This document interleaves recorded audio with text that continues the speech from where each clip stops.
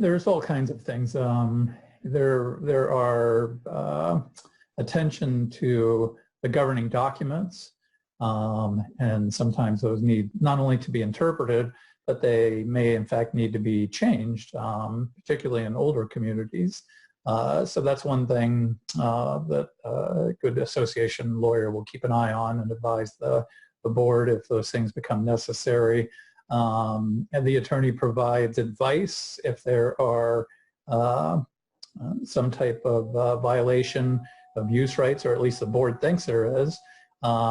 Sometimes the board wishes to make material alterations to the association and to the common areas, and so there has to be advice given as to the procedure that can take place. Sometimes there are changes, and the association or the board of directors wants to know if in fact those are material alterations, and they're going to need member votes versus simple alterations, which may only require a board of directors vote. And then obviously there's the whole area of collections where people are delinquent in their assessments. And if you have one person that doesn't pay at all, everybody else that is paying has to make up for that person's assessment in order for the association to be solvent.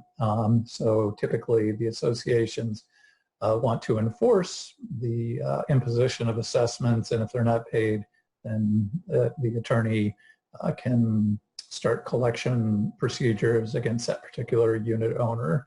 There are easement issues that pop up, especially if there are neighboring associations and sub-associations. It's a very broad area, even though it's specialized insofar as attorneys that work in it for the most part. But there's a lot of information and a lot that's covered in an association where an attorney would get involved.